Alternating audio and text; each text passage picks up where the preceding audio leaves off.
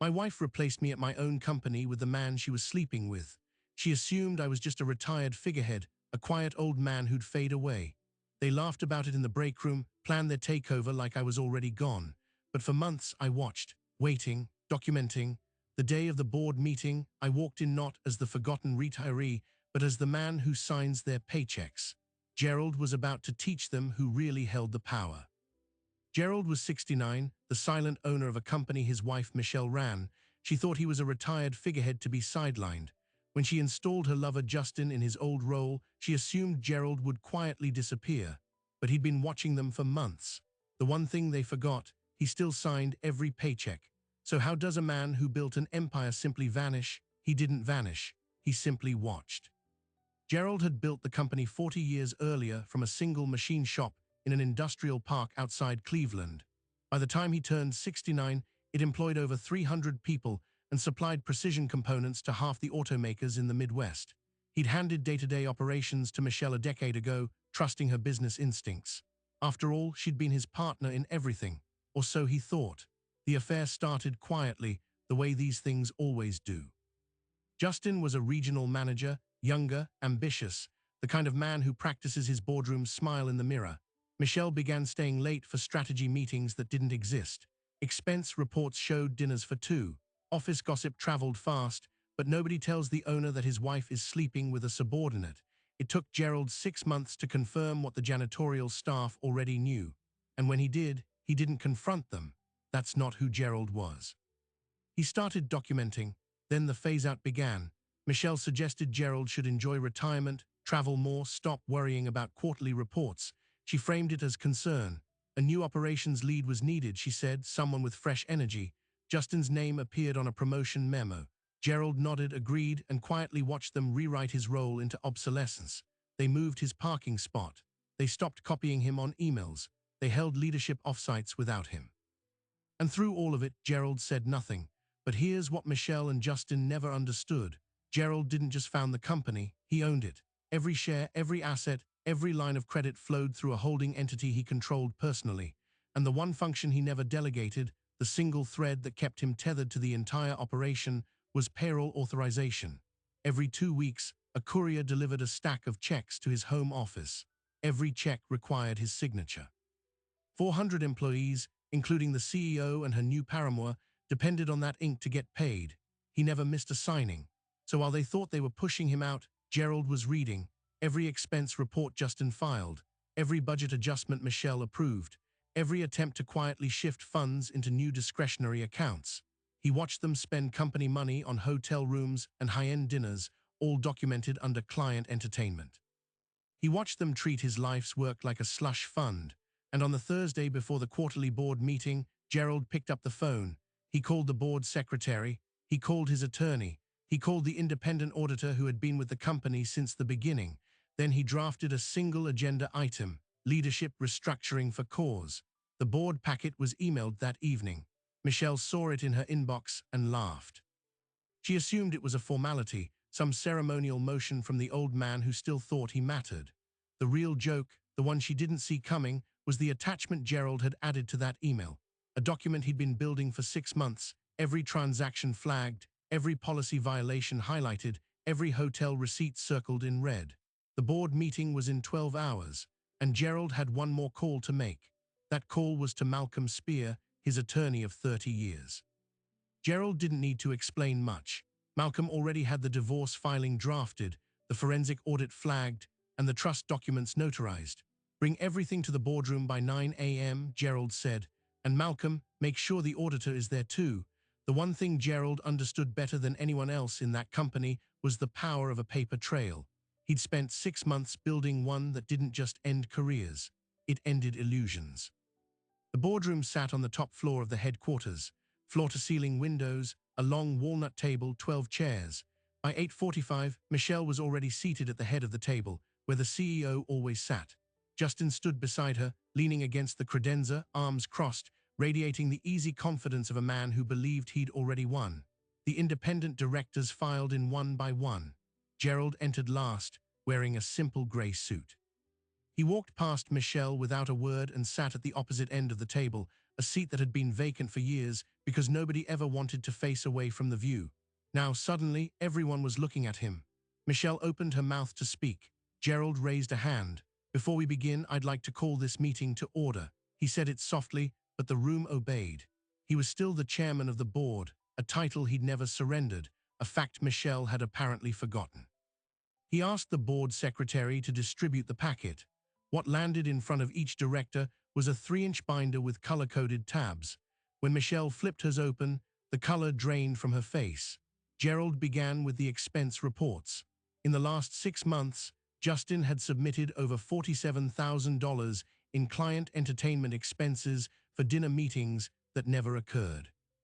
He'd booked a week-long business trip to Miami that coincided with a resort stay charged to Michelle's corporate card. They'd used a vendor account to route payments to a shell company that traced back to Justin's personal address. And none of it, Gerald noted, required a subpoena to discover. He simply reads the reports he signs every 2 weeks. But here's what made the room silent. Gerald then laid out the forensic accounting. He'd hired an outside auditor 4 months ago, someone who'd been tracing every irregularity back to its source. The total misappropriated funds exceeded $200,000.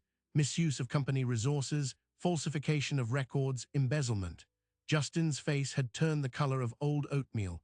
He opened his mouth to speak, but Gerald didn't even look at him. He simply said, "Security is standing by." Gerald then turned to the board and exercised his authority as sole owner through the holding entity. He terminated Justin's employment for cause, effective immediately, all benefits revoked, all equity nullified, all access cut.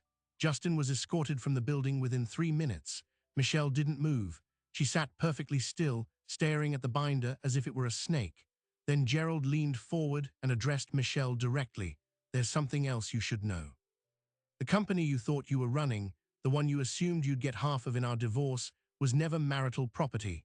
Years ago, I placed it into an irrevocable trust, a trust designed with a specific provision. If any spouse attempts to claim an interest in the company during a divorce, the shares convert to non-voting charitable trust instruments, completely inaccessible to either party." He paused. "That divorce I just filed. Your financial misconduct in this binder is being submitted as evidence of dissipation. The marital estate you thought you'd split, it just got a lot smaller."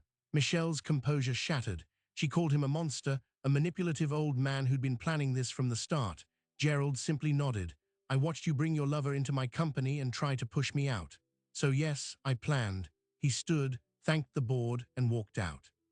Behind him, the silence was heavy with the weight of everything that had just collapsed. But that afternoon, as Gerald sat alone in his home office looking at the checkbook he'd used as evidence, his phone rang. It was Malcolm. "Gerald, you need to hear this. Michelle just filed an emergency motion alleging financial coercion. She's claiming you forged records. She's asking the court to freeze all assets, including the trust." Gerald set down his pen. The fight wasn't over. It was just beginning. Malcolm Spear was not a man who panicked, but he was concerned. A freeze order, even a temporary one, could lock down every account Gerald controlled, including payroll. That would mean 400 people not getting paid on Friday. Gerald listened calmly, then asked one question: "How do we prove the motion is meritless?" Malcolm said, "We need a judge to see the binder before the hearing." Gerald told him to book the earliest slot on the docket. Then he called the head of HR and told her to prepare a full personnel file on Justin, including his original application, background check, and any disciplinary notes. He wanted every document that existed. The emergency hearing happened 3 days later. Michelle arrived with a high-profile divorce attorney who specialized in claiming financial abuse. She had prepared a tearful affidavit. She claimed Gerald had controlled her every move for decades, that he forged the expense reports to frame her, and that the trust was a scheme to defraud her of her rightful share. She asked the judge to freeze the trust, the company, and Gerald's personal accounts immediately. The judge listened, expressionless, then turned to Gerald's side. Malcolm rose and handed the judge the binder. "Your Honor, we have here the original signed expense reports, credit card statements with matching hotel receipts, and an independent forensic audit commissioned 4 months ago, well before any divorce filing.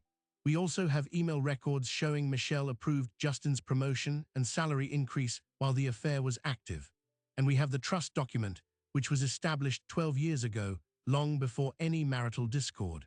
He paused. If opposing counsel wishes to claim forgery, we invite a handwriting expert and a full subpoena of the credit card companies. The room went still. Michelle's attorney asked for a recess. When they returned, they withdrew the freeze request. The judge denied the motion with prejudice and issued a stern warning about making false allegations. Michelle's face was a mask of fury, but Gerald wasn't finished. He asked to submit a supplemental filing, a criminal referral request to the district attorney based on the forensic audit showing embezzlement by both Michelle and Justin. The judge accepted it and scheduled a follow-up hearing for the following month. But here's what Michelle still didn't understand. The trust Gerald had created was not just protected. It contained a poison pill provision. If anyone attempted to challenge its validity or claim an interest in the company during a divorce, the shares would immediately convert into voting instruments held by an independent charitable foundation, with all dividends redirected to educational grants. The trust was irrevocable, meaning no court could alter it. By trying to freeze it, Michelle had triggered the exact mechanism that permanently severed any connection she might have had to the company's value. She thought she was fighting for half an empire. She was actually accelerating its removal from her reach forever. Malcolm explained this to Gerald in the car. The conversion will trigger automatically at the next quarterly filing. She'll receive nothing, and the foundation will now control the voting power of a multi-million-dollar company. Gerald nodded. Make sure she gets a formal notice before the holidays. He didn't smile. He didn't feel triumph. He just felt tired. Then the criminal investigation began. The forensic auditor had found more than misused expense accounts. Justin had been diverting vendor payments into his personal accounts for at least 18 months, even before the affair with Michelle started. He had opened a line of credit in the company's name without authorization and drawn $30,000 against it. The fake shell company wasn't just for hotel rooms, it was a full-on embezzlement scheme. When the detectives searched his apartment, they found evidence linking him to a prior identity fraud case from another state. Justin was arrested that week and charged with felony embezzlement, identity theft, and fraud. He faced up to 15 years. Michelle, meanwhile, sat in a different kind of cell. Her divorce settlement negotiations began with her attorney demanding half the marital assets. Malcolm responded with a single spreadsheet showing the $200,000 in dissipated funds from the company, plus legal fees, plus the estimated tax liability from the unreported income. He calculated that Michelle owed the estate $175,000. Even after accounting for the house and joint savings, she would walk away with nearly nothing. Her claim to the business was gone, her reputation destroyed, and the man she'd risked everything for was facing prison. The divorce was finalized 6 months later. Michelle received a modest payout, just enough to relocate, but far less than she'd planned. The marital home was sold, the proceeds split, but her debts consumed her share. She had to start over, something she hadn't done since she was 22. Justin took a plea deal, served 18 months, and was released into obscurity. Gerald, meanwhile, did exactly what he'd told himself he'd do. He installed a new operations lead, a woman named Diane who had been running the logistics division quietly and effectively for years. She was loyal, competent, and had no romantic entanglements with anyone in the company. He gave her a clear mandate: run the business as if you own it, because someday the charitable foundation may decide to convert the stock back under the right leadership. He then stepped back truly this time. No more watching from the shadows, no more monitoring expenses.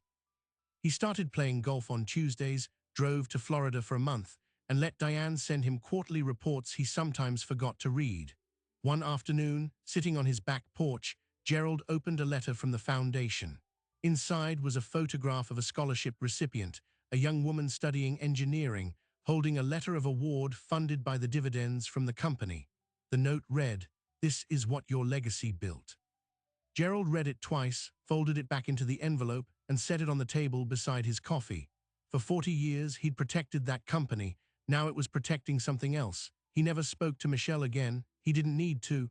The last check he signed for her had been her final severance payment, sent through the court system. He signed it without emotion, the way he'd signed all the others.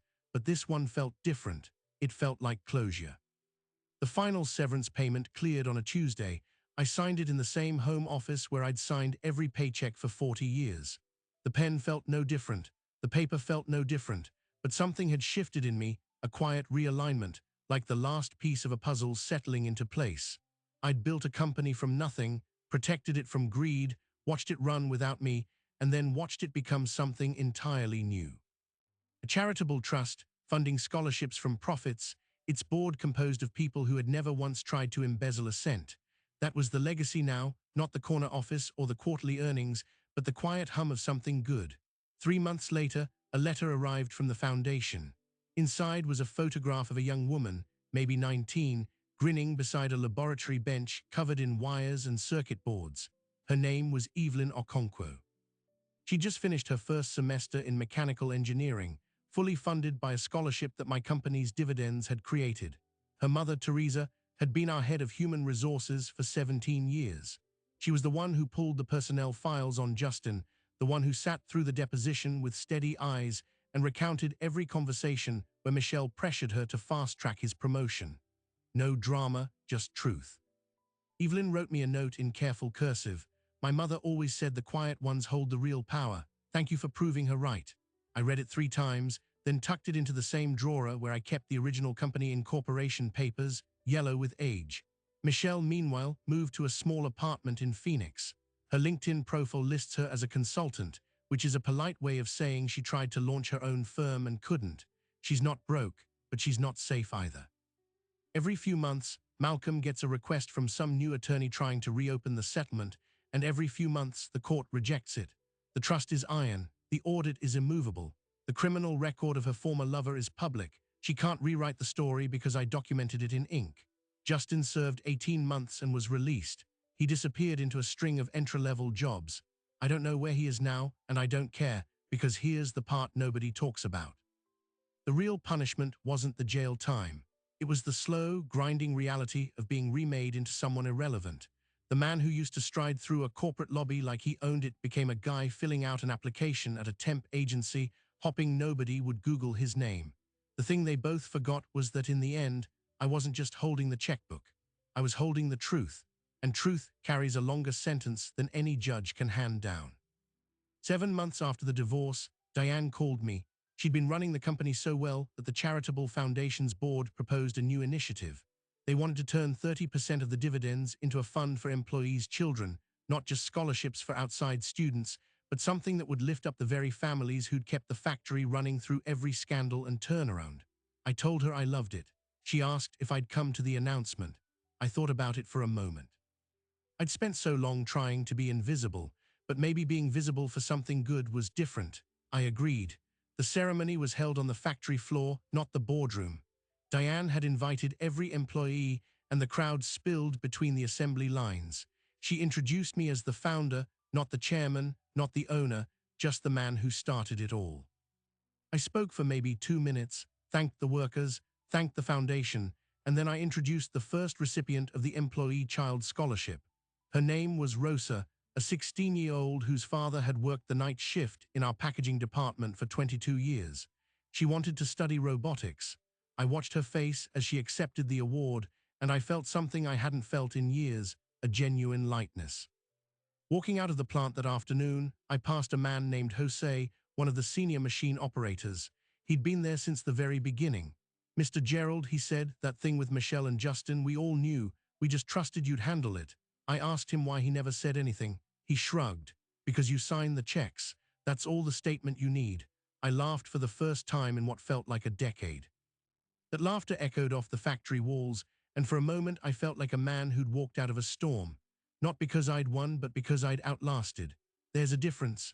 Winning feels like a finish line. Outlasting feels like the wind just stopped pushing against you, and you're still standing, still moving, still yourself.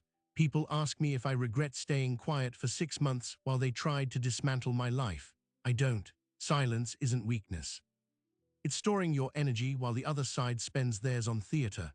Every email I didn't send, every meeting I didn't attend, was a brick I was stacking somewhere else. When the moment came, I had a wall. They had only noise. So if you take anything from this story, let it be this. The person signing the checks always knows more than you think, not because they're smarter, but because they see the one thing everyone else forgets, the paper trail. Every transaction, every hidden expense, every lie you tell yourself that nobody will notice. somebody is noticing, somebody is keeping count, and that somebody might be the quiet old man in the flannel shirt, or the retiree you assumed was irrelevant, or the silent owner you tried to phase out. They're watching. They're always watching. If you enjoyed this story, do us the simple favor of liking and subscribing. It's the best way to support more stories like this one.